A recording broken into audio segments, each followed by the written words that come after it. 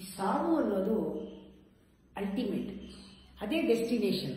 ಪ್ರತಿಯೊಬ್ಬರ ಜೀವನ ತಲುಪೋದು ಸಾವನಲ್ಲೇ ಮುಗಿಯೋದು. ಸಾವೇ ಡೆಸ್ಟಿನೇಷನ್. ಯಾವ ರೂಟಲ್ಲಾದರೂ ಹೋಗಿ ಅಲ್ಲಿಗೆ ತಲುಪೋದು, ಇದು ನಿರ್ಧಾರ.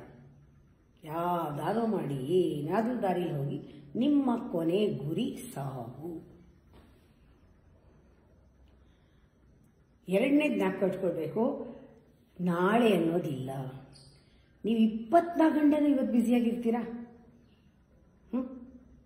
ನಾಳೆ ಅಂತಿರಲ್ಲ, ನಾಳೆ ಮಾಡ್ತೀನಿ ಅಂತ, ಪೋಸ್ಟ್ಪೋನ್ ಮಾಡ್ತೀನಿ ಅಂತ 24 ಗಂಟೆ ನೀವು ನಿರತರಾಗಿದ್ರೆ ಇಲ್ಲ. ನೀವು ಮಾಡೋದೆಲ್ಲ ನಿಮ್ಗೇನು ಪ್ರಯಾರಿಟಿ ಅದೇ ಮಾಡ್ತೀರ. ಅವ್ರು ಯಾಕೆ ಮಾಡಲಿಲ್ಲ ಅಂದರೆ ಅವ್ರಿಗೆ ಅದಕ್ಕೆ ಪ್ರಯಾರಿಟಿ ಇಲ್ಲ. ಹಾಗೆ ತಿಳ್ಕೊಳ್ಳಿ, ಬಿಟ್ಬಿಡಿ. ಅವ್ರ ಪ್ರಯಾರಿಟಿ ಇದ್ದರೆ ಮಾಡ್ತಿದ್ರು. ಇದುವೆಲ್ಲ ಇದುವರೆಗೂ ಅವ್ರು ಮಾಡ್ತಾ ಇರೋದು ಒಳ್ಳೇದೋ ಕೆಟ್ಟದ್ದೋ ಅವ್ರ ಪ್ರಯಾರಿಟಿ, ಅದು ಬಿಟ್ಟು ಹಾಕ್ಬಿಡ್ಬೇಕು.